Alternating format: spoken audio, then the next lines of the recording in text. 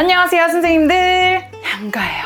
지금 썸네일 보고 굉장히 놀라셨을 텐데 네, 맞습니다. 제가 최근에 성형외과에 가서 코 성형 상담과 쌍꺼풀 수술 상담을 받고 왔는데요. 오늘 영상에서는 코 성형을 상담받게 된 계기, 병원을 고른 기준, 상담 내용, 쌍꺼풀 수술 상담 후기, 마지막으로 수술 예약에 관해서 한번 이야기를 해보려고 합니다.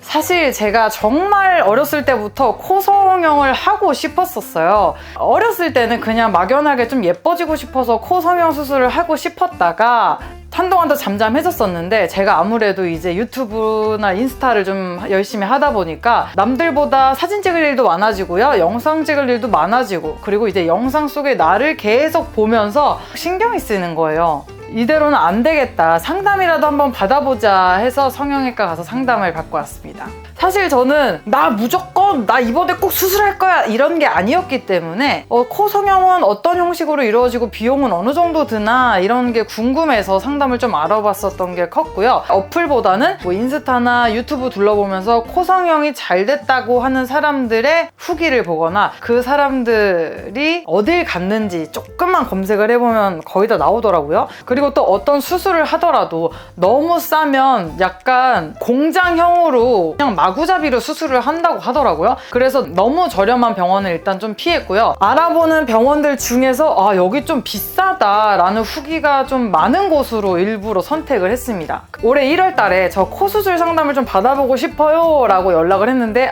지금 상담 예약이 너무 많이 차서 8월에 오셔야 할 것 같은데 괜찮으세요? 이러는 거예요. 근데 이 병원이 얼마나 유명하길래 대기가 이렇게 긴가 싶어서 일단 그러면 저 그날 예약해주세요 하고 8월이 됐고 내원하기 이틀 전에 병원에서 변동사항이 없냐고 전화가 오더라고요. 그래서 변동사항이 없다 해서 병원에 다녀왔습니다. 그리고 상담 내용, 병원에 가서 이제 원장님을 딱 보고 저 코 수술 상담을 받으러 왔어요. 저는 입체감이 조금 부족한 것 같아서 입체감을 조금 살리면서 콧구멍도 동그란 게 아니라 살짝 이렇게 강낭콩 모양처럼 약간 이런 모양의 코를 원한다 말을 했고요. 원장님이 딱 보시더니 입체감은 코만 무작정 높인다고 되는 게 아니다. 옆에서 봤을 때 비순각이라고 해가지고 비, 코 비자, 순, 입술 순자 해가지고 여기 사이에 이 각도가 여자가 100도에서 110도였나?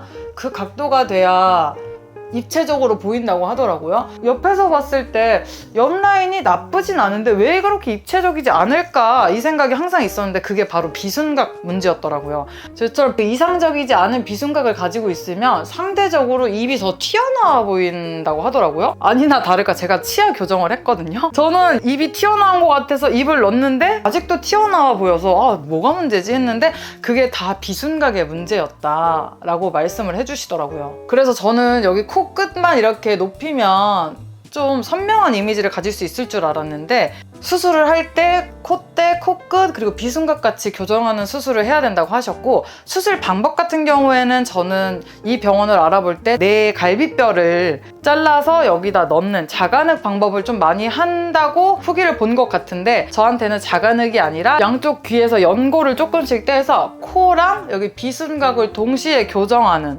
그 수술법이 맞다고 추천을 받았습니다. 근데 이제 제가 아무래도 우리 코 수술은 되게 큰 공사잖아요. 그래서 궁금한 게 너무 많은 거야. 첫 번째로 제가 비염이 있는데 코 수술하면서 비염 수술도 같이 할 수 있나요? 라고 물어봤는데 안 된다고. 코 수술을 하면 비염이 더 심해질 수가 있다 이렇게 얘기를 해주시더라고요. 그리고 인상이 너무 확 바뀌면 어떡하지 이런 걱정이 있었거든요. 혹시 수술하면 인상이 너무 확 바뀔까요? 이랬더니 인상이 확 바뀌지는 않고 눈썰미 좋은 사람은 코 수술했나? 싶겠지만 그게 아니라면 그냥 살이 좀 빠졌나? 이럴 정도로 정말 자연스럽게 자리를 잡는다고 하더라고요. 그래서 만약에 제가 바로 수술을 하게 되면 회복 기간은 어느 정도 걸리냐 했었을 때 3주 정도가 지나고 나서는 다 자리를 잡아서 카메라 앞에 서는 데는 전혀 문제가 없다고 말씀을 해주시더라고요. 그 다음으로는 쌍꺼풀 수술에 관련해서 이제 또 이야기를 해볼 텐데요. 저는 여기 병원에 간 김에 그냥 쌍꺼풀도 같이 물어봤습니다. 제가 많은 분들이 쌍꺼풀이 생겼다 말씀들 해주시는데 쌍꺼풀이 없는 눈입니다. 보시면 쌍꺼풀이 없어요. 무쌍인데 여기서 이렇게 속눈썹을 제가 오늘 붙였거든요. 속눈썹을 붙이거나 뷰러를 하면 요 선이 생깁니다. 쌍꺼풀 선이. 그래서 사람들이 쌍꺼풀 수술을 한 줄 알아요. 했는데 이 정도면 난 좀 서운할 것 같긴 해. 그 쇠 같은 걸로 이렇게 딱 해갖고 이렇게 딱 집어서 보여주시더라고요.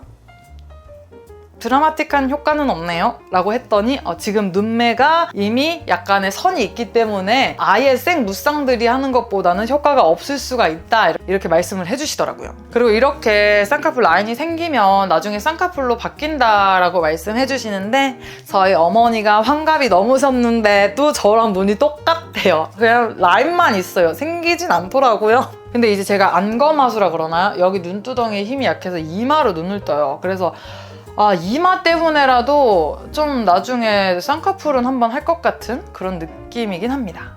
그리고 마지막으로 수술 예약. 제가 이번 상담 같은 경우에는 조금 충동적으로 잡은 것도 있고요. 아무래도 제가 많은 분들께 저를 좀 어필을 하고 보여주는 일을 좀 하다 보니까 이렇게 충동적으로 수술을 하는 건 조금 너무 섣부른 판단 같아서 일단 수술 예약은 하지 않았고요. 혹시 영상 보시는 분들 중에 내가 쌍꺼풀을 했다 아니면 코 수술을 했다 하시는 분들 있으면 댓글에 어땠는지, 이걸 추천하는지 추천하지 않는지 한 번만 남겨주시면 제가 그것도 읽어보면서 이걸 수술을 해 마라 이렇게 고민을 좀 하다가 선생님들의 의견 참고해서 결정을 한번 해보도록 하겠습니다. 아무튼 이 영상은 성형 권장 영상이 아니고 단순히 제가 코 성형 상담을 받은 그런 영상이니까 우리 모두 신중하게 생각하고 결정합시다. 그럼 우린 다음 영상에서 또 다시 만나요. 안녕!